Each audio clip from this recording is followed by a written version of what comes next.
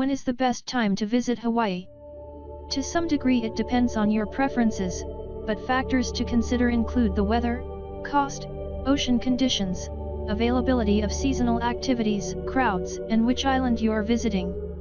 In this video we examine each consideration and then conclude with our rankings of the best months to visit.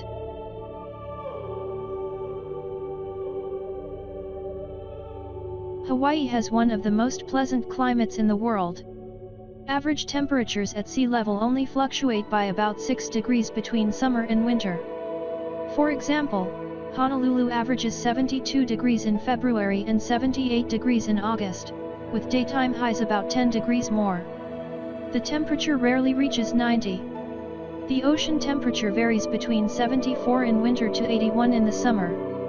The biggest weather concern for a vacation is rainfall. In the summer this isn't something you need to think about, but some areas of Hawaii do get a lot of rain in the winter. So for a winter vacation, pick a location with less rainfall. Popular choices include Waikiki, South and West Maui, the Big Island's Kohala Coast, and Poipu on Kauai.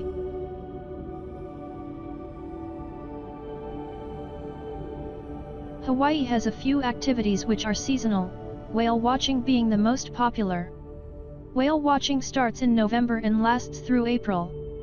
Boat tours of Kauai's Nepali coast run during the summer. There are more hiking opportunities in the summer. North Shore surf usually arrives in October and subsides in April. Spring offers great surf for boogie boarding and beginner surfing. The best snorkeling is in the summer. Serious photographers who want to capture ocean and beach scenes will prefer the summer months. In Hawaii the sun is directly overhead twice a year, in May and July. The increased luminosity during the summer, calmer ocean conditions with less runoff from streams and rivers, and additional vegetation all make for stunning photos. Some beaches also experience seasonal sand erosion and are at their best during the summer.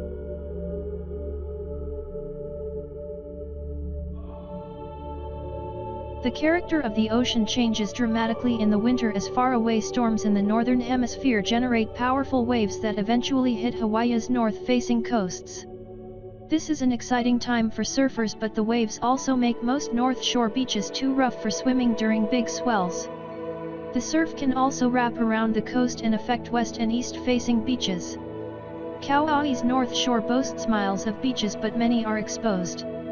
Several interesting beaches that are usually safe to swim at in the summer become too dangerous in the winter, except on calm days. Oahu's famed North Shore beaches don't see as many tourists, with Waikiki about an hour's drive away. Surf contests are held at locations like Waimea Bay and Sunset Beach, and on days when the surf exceeds 25 feet many make the drive north to view the awesome power of the sea.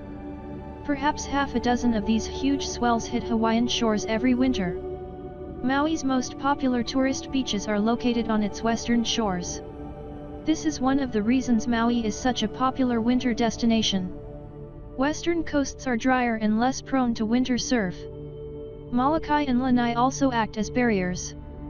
But some nice beaches in the Kapalua area are affected. DT Fleming becomes a surfing and boogie boarding beach, while a couple other beaches, usually offering snorkeling, tend to be too rough. In conclusion, surfers will be drawn to Hawaii during the winter while snorkelers will find more options in the summer. April and May can be excellent months for surfing as more stable weather settles in, water temperatures increase, and wave sizes become more suitable for recreational surfers. A few excellent beaches, especially on Kauai, will be off limits for swimming during high surf winter days.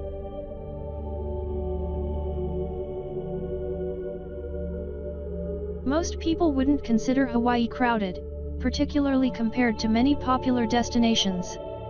The exception is Waikiki, by far the most crowded area in Hawaii. On average there are roughly 200,000 tourists on the islands on any given day, 100,000 on Oahu, 48,000 on Maui, 29,000 on the Big Island, and 22,000 on Kauai. Oahu, Maui, and Kauai are similar in size, but the populations and amount of developed land vary considerably.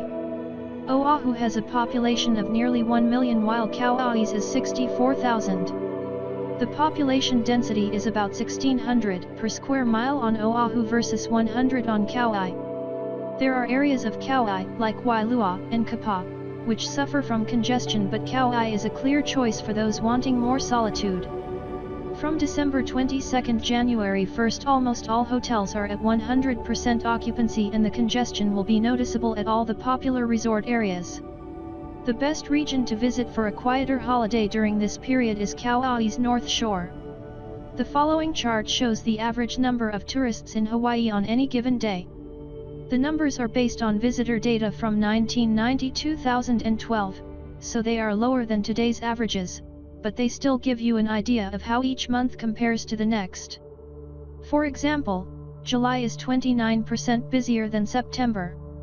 December's numbers are skewed because most arrive around the 19-24th. The beginning of December is much less crowded.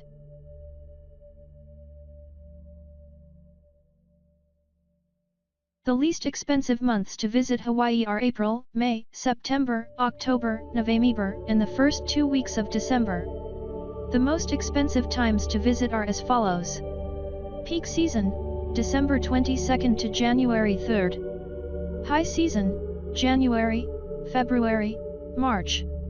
Summer season, June, July, August. Prices for accommodations are about 20% more in the summer versus low season. Peak season is much more expensive than other times of the year, and it's a good idea to book a year in advance.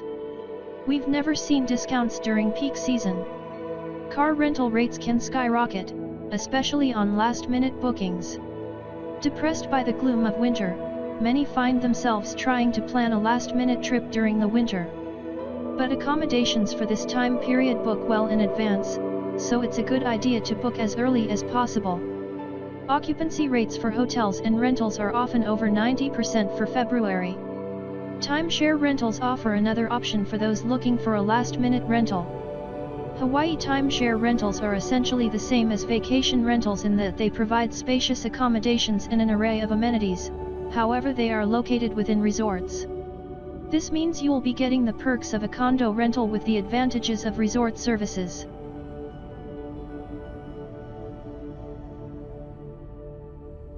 September. September gets our vote for the best month to visit Hawaii. With the resumption of school, the summer crowds have departed, and accommodations return to low-season rates. The weather remains fantastic for September, and ocean temperatures are peaking at around 81 degrees.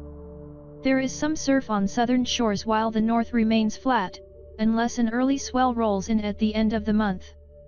Conditions are perfect for snorkeling. May and September have a lot in common. In Hawaii, May signals the beginning of summer and ocean temperatures are on the rise. Crowds and prices are equivalent to September. One difference is that the ocean is more active in May, particularly on northern shores. In this regard, if you want to learn how to surf or enjoy boogie boarding, May would be preferred over September. Still, there are plenty of calm days that are good for snorkeling. June is an excellent month to visit Hawaii. Technically speaking, June experiences the best weather of the year with the lowest amounts of rainfall. Temperatures are more comfortable than July and August. Depending on school schedules, the summer crowds don't arrive until the second or third week of the month. July and August.